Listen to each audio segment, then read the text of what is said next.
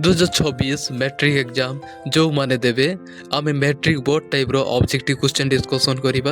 आमे प्रथमे साइंस जोटा भौतिक विज्ञान रहिछि ताहा प्रथमे आलोचना करिबा। ओके, क्वेश्चन को जिबा। क्वेश्चन नंबर 1, चक्षु द्वारा सृष्टि अलटा प्रतिबिंब को सड़ख भावरे देखिबा पाई किए सहायक हुए। ताले आमे डायरेक्ट आंसर आलोचना करिबा। ऑप्शन बी सटीक हेबो मस्तिष्क हैला। बर्तमान नेक्स्ट क्वेश्चन को जीवा। क्वेश्चन नंबर 2, प्रिजियम क्यों प्रक्रिया द्वारा बर्षाड़ी सृष्टि करे। ताहले बर्षाड़ी ऑप्शन सी पकिसन द्वारा सृष्टि होता है। ऑप्शन सी है सटीक। बर्तमान जीवा क्वेश्चन नंबर 3, क्यों वायु सबुठारु कम सांद्रता विशिष्ट। ताहले मने रखिबो उत्तप्त वायु सबुठु। ऑप्शन ए है सटीक आंसर उत्तप्त वायु। ओके, बर्तमान 4 नंबर क्वेश्चन को जीवा। प्रतिरोधिता को क्यों अक्षर द्वारा रखा जाए बा लेखा जाए। ताले प्रतिरोधर संकेत कौन कहले मत क्वेश्चन आसी पारे। ताले रो जोटा कि एई परिका लेखा जाए बी टाइप रो टिके लेखा जाए। ओके, बर्तमान जीवा क्वेश्चन नंबर 5, लघु पथन विद्युत प्रवाह रो परिमाण किपरि बढ़ी थाए। ताले मने रखबो हठात बढ़ी थाए हैला। लघु पथर विद्युत प्रभाव हठात बढ़ी थाए। बर्तमान जीवा क्वेश्चन नंबर 6, वायु शीतल करे केते रेटिंग रो परिपथ व्यवहार करा जाए। माने शीतल करबा केते रेटिंग रो परिपथ व्यवहार करबा को पड़िबो। ताले डी है सटीक आंसर 15 एम्पियर। ओके, बर्तमान जीवा क्वेश्चन नंबर 7, चार्ज रो आंतर्जातिक मानक एकक हेउछि डैश। ताले मने रखबो कूलम। चार्ज रो एकक होछि कूलम। ऑप्शन डी है सटीक आंसर।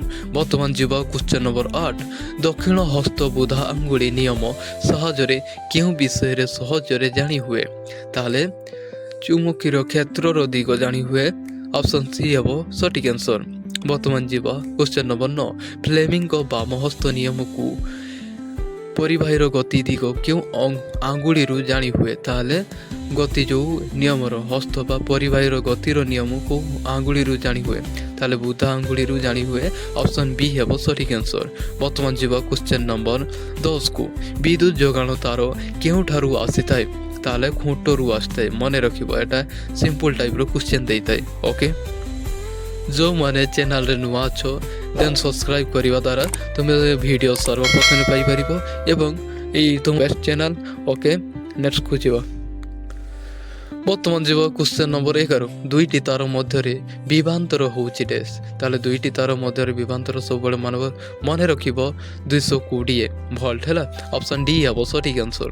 एबे जीवा क्वेश्चन नंबर 12 को क्यों वायु सबुठारु कम सांद्रता विशिष्ट।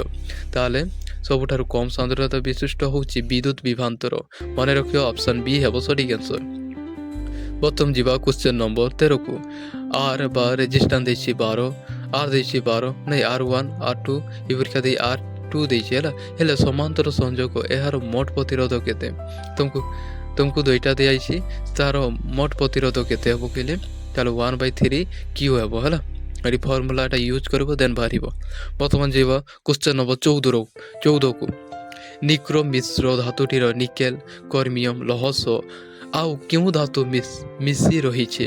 ताले मने रखो मांगानीज मिसी रही छे। ओके, निक्रोम सहित। बर्तमान जीवा क्वेश्चन नंबर 15 को मुक्त सुइच पाई क्यों संकेत व्यवहार करा जाए।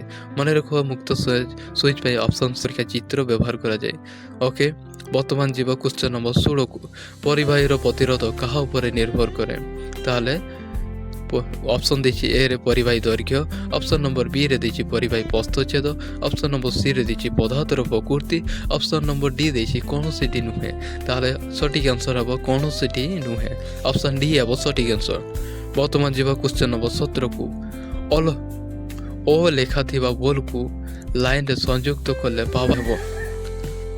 मने रखियो 25 वाट रो बॉल को लाइन रे संयुक्त करा जाए।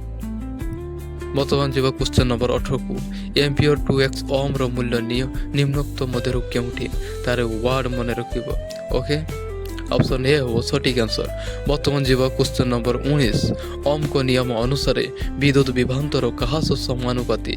मने रखिबो ओम को नियम अनुसार विद्युत सहित सह समानुपाती। ओके, बर्तमान जीवा क्वेश्चन नंबर 20, फ्लेमिंग बामहस्त नियम बुधा आंगुली क्या दिगर सूचित करे। बुधा आंगुली परिबाहीर गति ସୂଚାଇଥାଏ ହେଲା।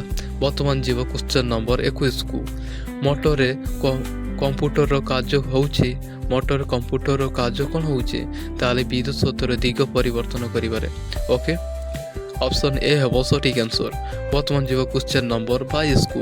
ପରିବାହୀ ଓ ଚୁମ୍ବକୀୟ କ୍ଷେତ୍ରରେ ମଧ୍ୟସ୍ଥ କୋଣର ପରିମାଣ ନିମ୍ନୋକ୍ତ ମଧ୍ୟରୁ କେତେ ହେଲେ ଚୁମ୍ବକୀୟ କ୍ଷେତ୍ରରେ ଥିବା ପରିମାଣ 0 ହେବ?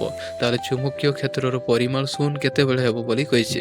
ବର୍ତ୍ତମାନ ଯିବା ଅପସନ୍ ଏ ଦେଇଛି 90, ଅପସନ୍ ବି ଦେଇଛି 120, ଅପସନ୍ ସି ଦେଇଛି 160, ଅପସନ୍ ଡି ଦେଇଛି 180।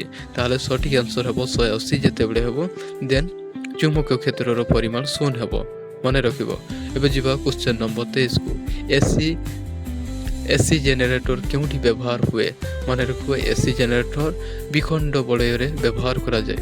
ବର୍ତ୍ତମାନ ଯିବା କ୍ୱେଶ୍ଚନ୍ ନମ୍ବର 24। ବିଦ୍ୟୁତ୍ ଖୁଣ୍ଟରୁ ଘରକୁ ଆସୁଥିବା ତାରକୁ କ'ଣ କୁହାଯାଏ?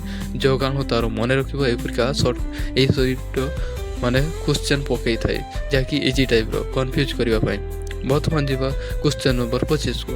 ତାର କୁଣ୍ଡଳୀ ଓ ଚୁମ୍ବକୀୟ କେଉଁ ଅବସ୍ଥା ପାଇଁ ପ୍ରେରିତ ବିଦ୍ୟୁତ୍ ବିଭ୍ରାନ୍ତର ସୃଷ୍ଟି କରେ? ତାହେଲେ ମନେ ରଖିବ, ଆପେକ୍ଷିକ ଗତିକୁ ସେ ପ୍ରେରିତ କରେ। ଏହା ଥିଲା ତୁମର 25ଟା ଯାହାକି ଏକ୍ଜାମ୍ ବୋର୍ଡ଼ ଟାଇପ୍ର କ୍ୱେଶ୍ଚନ୍ ଆସିବ। ତେଣୁ ଏହି ଜିନିଷ ପ୍ରାକ୍ଟିସ୍ କର, ଦେନ୍ ଆମେ ସେଟ୍ ୱାଇଜ୍ କରିବା ଯାହାକି 3ଟା ସେଟ୍ ଦେବା। ଏହା ଦ୍ୱାରା ତୁମେ ବେଟର୍ କନଫର୍ମ ହୋଇପାରିବ। ଓକେ, ପଢ଼ାପଢ଼ି ଜୋରଦାର ଚଲାଅ। ଓକେ, ଧନ୍ୟବାଦ।